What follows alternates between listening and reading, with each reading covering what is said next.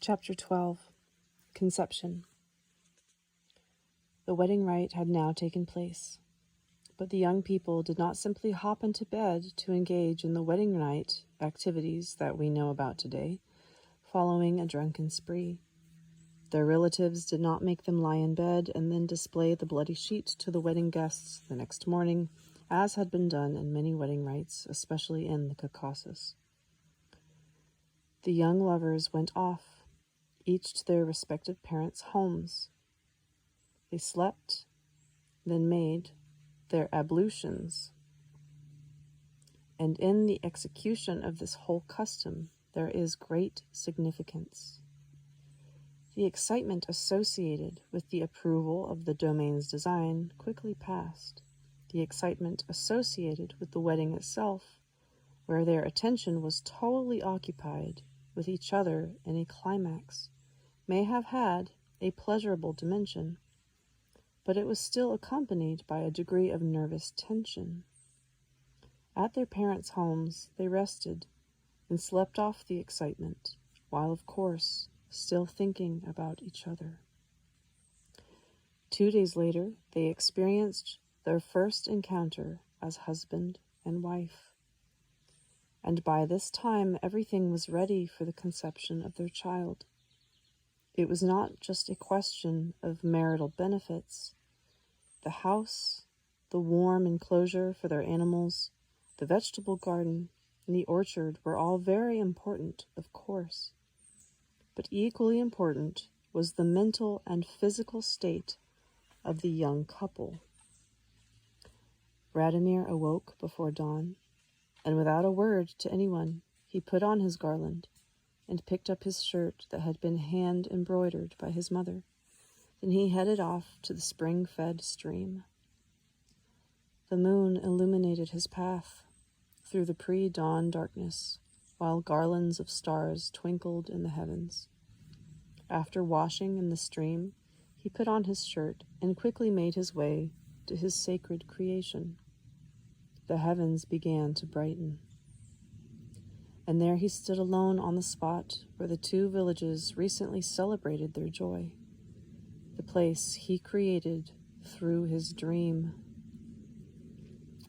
The power of feelings and sensations within a man at such a moment can scarcely be comprehended by anybody who has not experienced them at least once for himself. It can be said that these sensations and feelings are divine in nature, and they have increased in quivering anticipation of the first ray of dawn in which, there she is, his most marvelous Mila, illuminated in the dawn's rays. She ran to greet him and their co-creation. The vision incarnate ran to meet Radomir. While perfection, of course, knows no real limit, it seemed as though time had suddenly stopped for the two of them. Enveloped in the mist of their feelings, they entered their new home. The table was spread with delicacies, and a tempting fragrance of dried flowers wafted from the embroidered counterpane on the bed. "What are you thinking about right now?" she asked him in a heated whisper. "About him, our future child." And Radomir gave a quiver as he looked at Mila. "My, how beautiful you are." No longer able to contain himself, he very tenderly touched her shoulder and her cheek. It was not just that Mila and Radomir felt a joy in their hearts. They kept looking at each other in silent delight. "My husband," Mila whispered to herself without making a sound.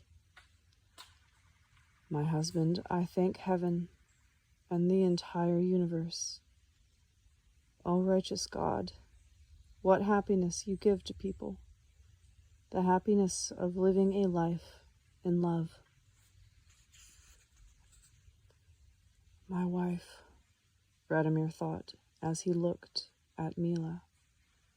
He closed his eyes and opened them again so as to see her all of a sudden afresh, as though she were the best vision in the world, as though the most important goddess in the world had appeared before him. But it was not just as though he saw the goddess Mila before him. Radomir saw a goddess in real life. The warm breath of love enveloped the twosome and carried them away into heights unknown. Nobody in a million years would ever be able to describe in detail what occurs between him and her when people merge together into one for the purposes of co-creation and bring forth the image of themselves and of God in a mutual impulse of love. But the god people of the Vedras culture knew for certain that when two people are joined together by an unexplainable miracle, each of them subsequently maintains his or her individuality. At the same time, the universe shudders at that unexplainable moment upon seeing the vision of the infant's soul tripping barefoot through the stars, making its way to the earth, thereby embodying in itself the twain, plus a third, into one. The dawn progressed into a happy day. The sun was rising over the earth. It shone more brightly with its delicate rays on the spot where the gods stood on the earth, and the energy of love, God's gift to the earthly gods, illuminated them with a light greater than the sun, invisible, radiating blessings. The energy of love celebrated in joy. Is this energy intelligent? It is. Like all feelings, particles of mind, it was considered by God to be the most important of all. When the grand creation of the earth was given birth by God, he told love, "Hasten, my love, hasten. Do not stop for rational contemplation. Hasten with your last spark. Envelop them with your great energy of grace, all my future sons and daughters in your embrace." And now, when Mila and Radomir's conception took place in love, love called out to God, "You are invisible, dear Creator, but your children are visible.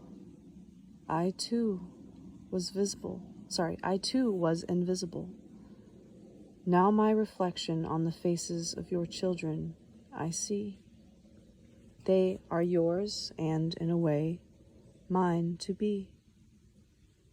I want to nurse their children and understand how you, great Creator, were able to foresee, when you gave to them as a gift from you, the whole of me. How you could likewise foresee earthly grace. Show yourself in all your beauty and grandeur for all of your children to see." God responded to love in a whisper of a barely noticeable breeze. I myself would not presume to distract my children from their grand and inspired co-creation. And I beg you, my love, do not burn these young hearts in an impulse of your own delight. I remember how, with the grace of your energy, you once set me alight. I feel you are also burning our children with your delight. My God, I do not burn, I only warm them. When you said our children, I gave just a little shudder, and for a moment my energy in turn increased in me, but I restrained them. I declined to burn them. You distinctly said our children, which means they must also be, at least a little bit, mine. Those who are born in love will understand who their mother and father are.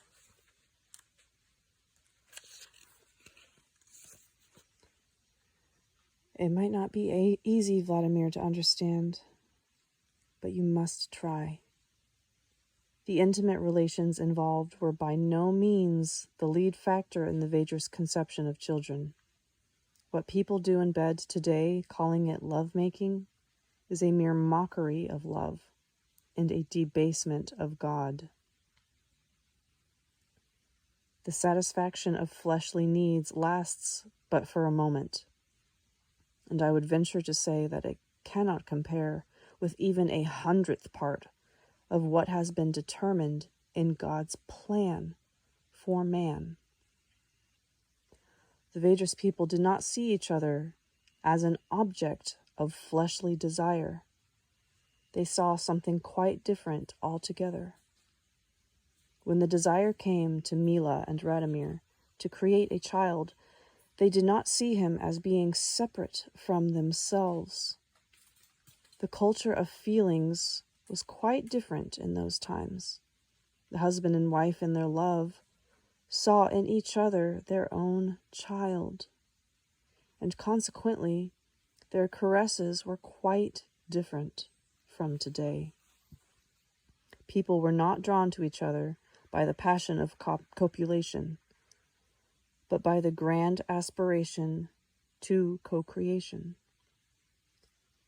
Radomir embraced Mila almost as his own child. He tenderly stroked her hair with his hand, touched her supple breasts, gently caressed her shoulders, and kissed the palms of her hands. Her hands touched his face and his shoulders. She tenderly clasped him by the neck and drew him to her breast as though comforting a child. There are many treatises in the world which try to teach the subject of intimate copulation, but there never has been and never will be a treatise capable of outlining the Vedra's approach to conception. The lovers' bodies were not the focus of attention. The bodies simply carried out the people's will and desire. People at that moment found themselves living in a different dimension. When the great and worthy act was accomplished, they returned to the earth. The satisfaction they derived was no fleeting fancy. It remained with them eternally, as though lifting man one step higher in the direction of divine perfection. At the actual moment of conception, Radomir seemed to be in a state of oblivion, as though he had not yet returned from a dimension that he had never known before. He kissed Mila as though she were his own child, and fell asleep into a blissful dream. Men cannot help but fall asleep, perhaps because of an innate desire to return there once again. But Mila did not sleep. She felt within herself, or so it seemed, an extraordinary particle of being. She rose from the bed, went over to the window, where the sun was streaming through, dividing the windowsill into bright and shady sections. Mila ran over the line with her finger where the light and the dark met. She took off the flaxen ribbon encircling her wrist and put it on the same line.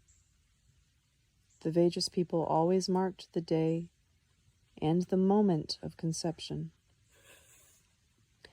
Then on the spot where the wedding took place, they planted a tree whose trunk would be sure to grow straight. A second tree was planted at the moment when the border between light and dark coincided with the flaxen ribbon marking on the windowsill. The second tree was planted in the shadow of the first.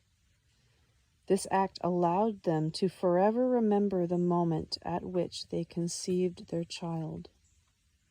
A horoscope calculation from this point will always be more accurate. The Vedas people knew about the positioning of the planets and their influence on the flesh. Nevertheless, in spite of the planets, they were able to accomplish successful deeds, since it was a great energy that they possessed.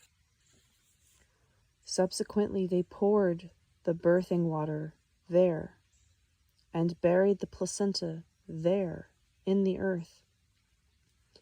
And when he got older, a man would go to sleep in the same spot on the anniversary of his conception. The position of the planets slightly varied from year to year, and a man could feel all the information coming from the cosmos on the night of such a sleep, not with his mind, but rather with his feeling and his subconsciousness, right up to God's creation of everything earthly. And if there were any sorrow or disease, the dream could eliminate it there on the spot with ease. But only very rarely could any disease of the flesh affect the Vedas people. The place of conception served them as a place to sleep and become consciously aware of the whole order of the universe.